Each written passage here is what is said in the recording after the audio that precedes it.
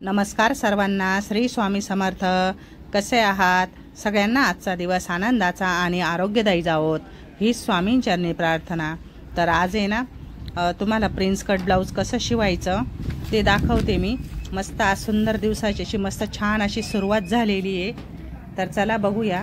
तर बऱ्याच ताईंच्या कमेंट होत्या की ताई प्रिन्स कटचं ब्लाऊज मी ज्या पद्धतीने शिवते ती पद्धत सांगा, आणि ती पद्धत एकदम सोपी वाटते. म्हणजे कटिंग न करता प्रिन्स कट कसं शिवायचं मी ते तुम्हाला दाखवते. तर सगळ्यात पहिले आपण हे जे फोरघडीमध्ये जे ब्लाऊज टाकतो ना तसं ब्लाऊज कटिंग करून घ्यायचं. आता हे माझं अस्तर पण आणि ब्लाऊज पीस पण जॉईंट करून झालंय. तर मी आहे ना बऱ्याच ताईंच्या कमेंट होत्या की ताई तुम्ही प्रिन्स कट ब्लाऊज कसं शिवता आणि कशा पद्धतीने शिवता ते दाखवा. तर मी ज्या पद्धतीने ब्लाऊज शिवते ना एकदम सोपी आणि एकदम परफेक्ट पद्धत आहे. आणि मी बरेच दिवसापासून या पद्धतीने पण ब्लाऊज शिवते. पण जास्त जर मोठं माप असेल तर ह्या पद्धतीने नाही शिवत, कटिंगचं प्रिन्स कट टाकते. तर हे ब्लाऊजचं कमरघेर आहे 25.5. तर मग आपण ज्यावेळेस 4 टक्स ब्लाऊज कटिंग करतो त्या पद्धतीने टाकायचं. तर हे बघा मी असं हे 4 टक्स प्रमाणे कटिंग करून घेतलेले हे तुम्हाला दिसत असेल इथं. आणि हे अस्तर आणि ब्लाऊज पीस दोघं पण जॉईंट झालेले. शिवायचं काम चालू झालं होतं पण माझ्या लक्षात आलं की आपल्या मैत्रिणींना पण सांगू ही पद्धत. तर इथं जे आहे ना इथून हा जो भाग आहे ना तर इथून सरळ भाग आयपट्टीच्या साईडनी.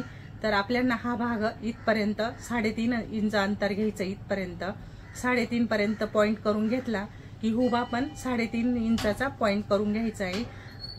तो पॉईंट झाल्यानंतर मग आपल्याला असा प्रिन्सचा हा आकार द्यायचा आहे. इथून इथपर्यंत 3.5 घ्यायचं आणि इथपर्यंत हा आकार द्यायचा. या पद्धतीने टक्स टाकायचा आहे त्याला.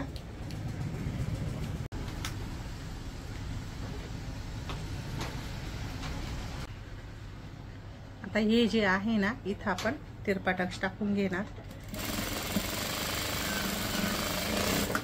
बघा हा टक्स टाकला आहे. त्यानंतर हा जो आकार दिलेला आहे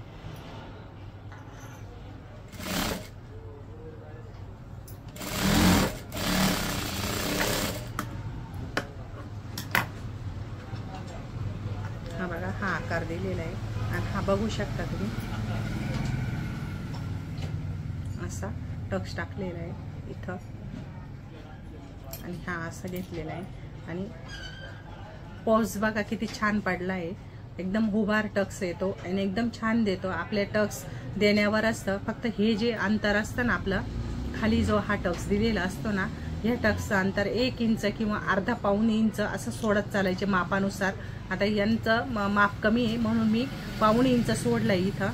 आणि मोठं माप जर राहिलं तर तुम्ही 1 इंचापर्यंत पण असा तिरपा आधी एक टक्स मारून घ्यायचा आणि त्यानंतर इकडं पेनीचा आकार द्यायचा. हे बघा इथं कसं आलंय बघा हे ब्लाऊज.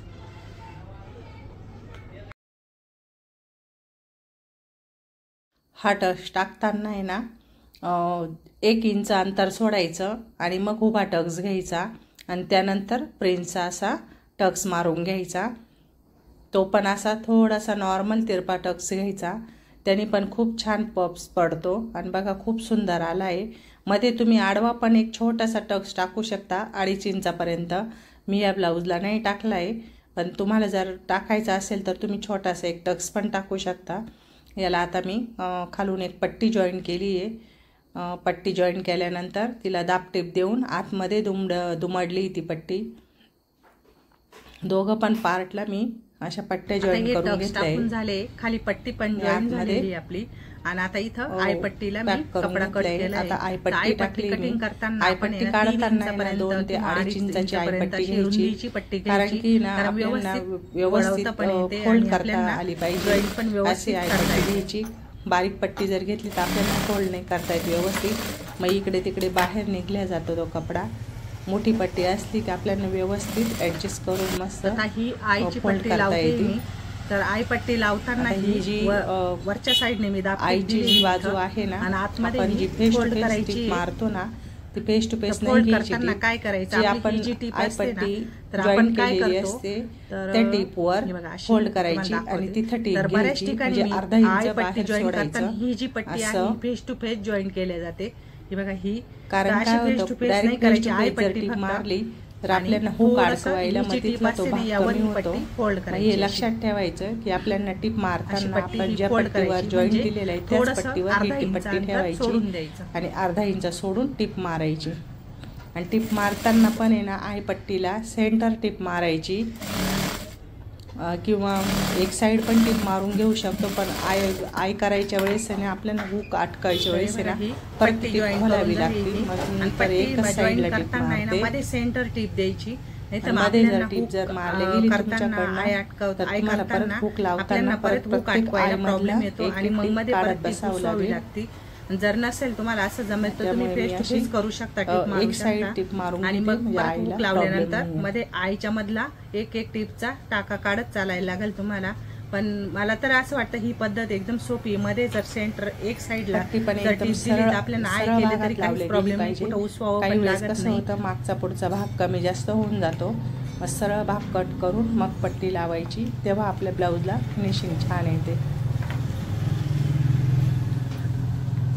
आता दुसऱ्या पण पार्टला मी हुक पट्टी लावून घेते. हुक पट्टी लावताना आपण वरूनच लावतो आणि आतमध्ये फोल्ड करतो. ही हुकची बाजू लावून घेतली आहे. हुकची पट्टी लावताना आपण फेस जेवढी मोठी पट्टी असले ना रुंद जर पट्टी असेल ना 2-2.5 इंचापर्यंत तर एकदम छान फोल्ड होते आणि इकडे तिकडे बाहेर कपडा पण निघत नाही. आता हे दोघं पण पट्ट्या जॉईंट झाले. आता गळ्याचा आकार द्यायचा आहे. तर गळ्याचा आकार आहे ना बऱ्याच ताईंना आपल्याला गळा कोरता येत नाही आणि गळ्याचा आकार कसा द्यायचा जमत नाही. तर सगळ्यात पहिले ना गळ्याला टीप मारून घ्यायची गोलसर आकारामध्ये. तुम्हाला नसेल ना डायरेक्ट कातर नाही लावायची, नसेल जमत तर तुम्ही ना गोलसर टीप मारून घ्यायची. आपण जसं खडून आधी शेप देऊन घ्यायचा त्याला गोलसर, त्यानंतर त्यावर टीप मारायची आणि टीप मारल्यानंतर हळूहळू कात्रीने आपण जसं जसं टीप मारलेली असते ना तसं तसं त्या आकारामध्ये आपण कैचीने कट करून व्यवस्थित कटिंग करायचं असेल तर आपण काय करायचं आधी गळ्याला टीप मारून घ्यायची. लहान मोठं होतंय का, काही कमी जास्त होतंय का, टीप मारली परत थोडी मग गळ्याला असं टीप मारायची आकार आणि देत मग कट करायचं. आकार दिला कारण टीप न मारता कट नाही करायचं, कारण आपल्याकडनं आहे ना इकडे तिकडे कातर जाऊ शकते. परत टीप गळ्याला मारल्यामुळे हा जो कपडा ओपन होतो ना कपडा मग पाइपिंग करताना जो ओपन झालेला कपडा जो कैचीने कट केलेला असतो ना तो कपडा दोन्ही पण झालेले असतात. मग त्याला पण टीप मारून घ्यायची म्हणजे पाइपिंग करताना आपल्याकडनं तो पण कपडा सुटला जात नाही. गोलसर शेप येईपर्यंत गळ्याचा आकार कसं किती सुंदर आलाय. इथं आपले हे जे आकार असतात पुढच्या गळ्याचा, मागच्या गळ्याचा, बाहीचा, हे फार महत्वाचे हे शेप देणं. हे जर गोलसर आकारामध्ये ज्या त्या भागाचा जसा आकाराचा व्यवस्थित जर आकार जर आला तर ब्लाऊजला तिथंच फिनिशिंग छान येते मस्त. आता मी पाइपिंग करून घेते. याला पाइपिंग पण करताना ना जास्त ओढायचा नाही, हा फक्त पाइपिंगची पट्टी अलगद ओढायची आणि खालचा जो पार्ट असतो ना ब्लाऊजचा तो अजिबात खेचायचा नाही. ब्लाऊज क्रॉस ही पाइपिंग जी पट्टी असते ना ती अलगद खेचून घ्यायची. म्हणजे काय होतं त्याने की आपलं शोल्डर जे उतरतं ना ते उतरत नाही. तर इथं मी आय करून घेते. आय करताना पण मी सिंगल दोऱ्यामध्ये म्हणजे सिंगल टिपमध्ये नाही करत, डबल प्रत्येक आयला डबल टिप देते. म्हणजे कितीक दिवस आपलं ब्लाऊज वापरलं गेलं तरी कधीच आईची जी पट्टी असते ती उसवत पण नाही आणि फाटत नाही. पाइपिंग पण करून झाली. इथं आय करून घेतली. गळ्याचा आकार बघा कसा आला इथं मस्त.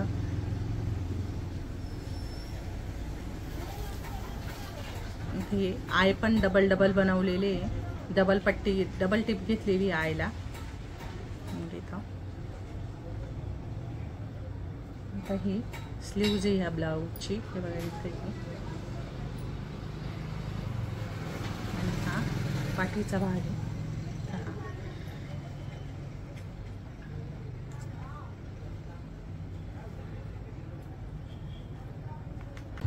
आता हा जो मागचा पुढचा भाग जोडताना काय करायचं, आपल्या पाठीच्या भागाचा हा सेंटर आहे तर या सेंटरला हा ठेवायचा. आता हे 4 टक्समध्ये कटिंग केलेले आहे तर ही कमी जास्त नको व्हायला. पण काय होतं आपल्याकडनं हा कपडा थोडाफार असा ओढला जातो, पाइपिंग करताना ताणला जातो, म्हणून थोडाफार फरक पडतो, लहान मोठा होऊन जातो. तर इथं हे असं सेंटर घेतलंय, तरी पण बघा एवढं नॉर्मली अर्धा इंच हे बघा या साईडला इथं वरती आलेले. मग हे इथं जॉईन करायचं.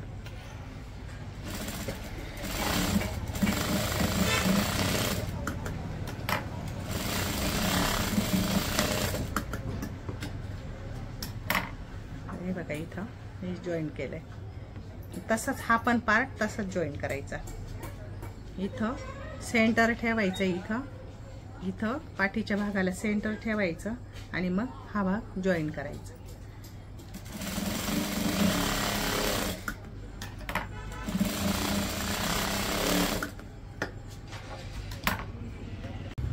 तर आता हे पार्ट इथं आपले जोडून झालेले.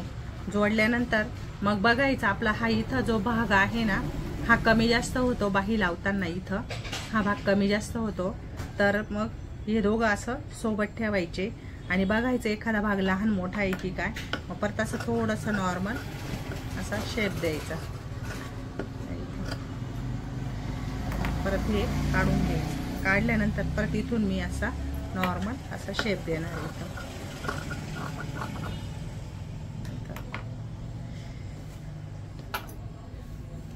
दोघं पण साईडला दोघं पण पार्ट सारखे जॉईन करून घ्यायचे, सारखे कट करून घ्यायचे. त्यानंतर बघायचं परत हा बघा हा थोडासा नॉर्मल कमी जास्त होतोय, तर हा पण आपल्याला कट करायचा आहे इथं.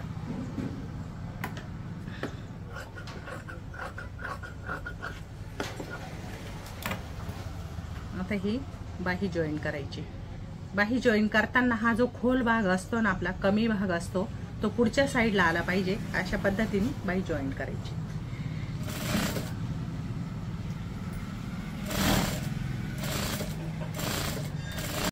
तर ही बाही पण जॉईन झालेली आहे. आता परत हा भाग इथं सेंटर ठेवायचा इथं आणि मग इथून ही टिप मारायची.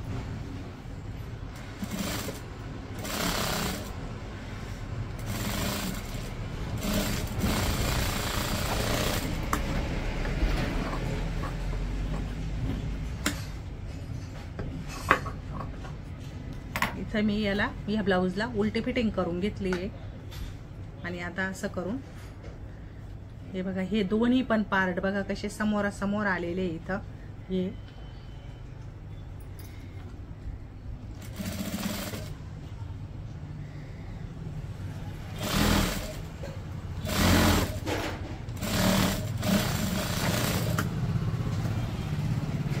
तसंच आपल्याला या साईडला पण तसंच करायचंय. आता दोघं पण पार्ट असे चेक करून घ्यायचे इथं आणि त्यानंतर बाही जॉईन करायची. तर चला संध्याकाळच्या वेळेस मस्त दीदीच्या हातचा चहा प्यायला खूप मजा येते. खूप भारी असतो दीदीच्या हातचा चहा.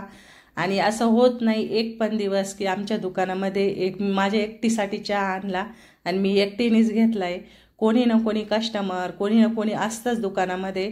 आणि दीदी काय एकच कप चहा आणत नाही, तिला माहिती संध्याकाळच्या वेळेस कोणी ना कोणी असतात. मग सगळ्यांसाठी मस्त तिने चहा बनवला आणि सगळ्यांना ते आजी बाबा होते, एकादश पण होती, सगळ्यांना आम्ही चहा दिला. असं काहीतरी आपल्याकडून पण कधीतरी असं थोडंफार चहा वगैरे आपण तसं इतर वेळेस नाही पण निमित्ताने येतं आपल्या दुकानावर.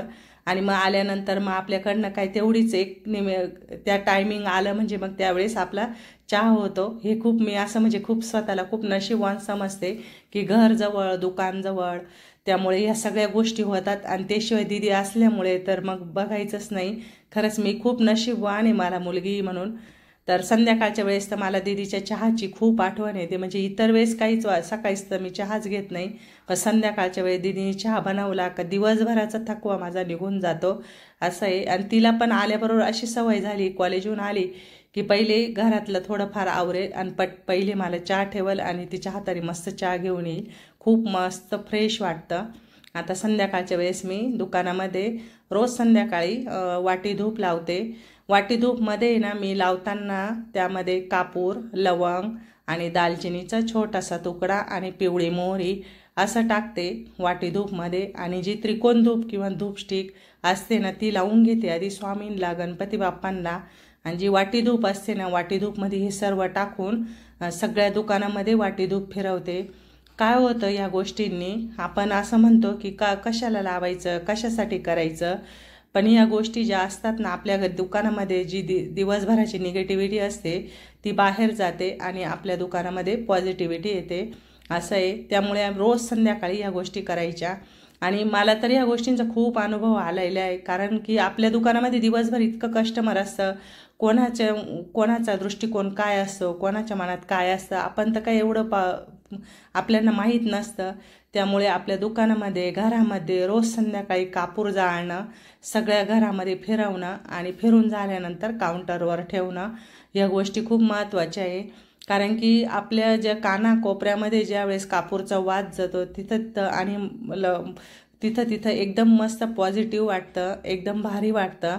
माझं रोजच संध्याकाळी असंच असतं. रोज एक पण दिवस असा माझा खाडा जात नाही की मी कापूर वाटी धूप लावली आणि कापूर टाकला नाही.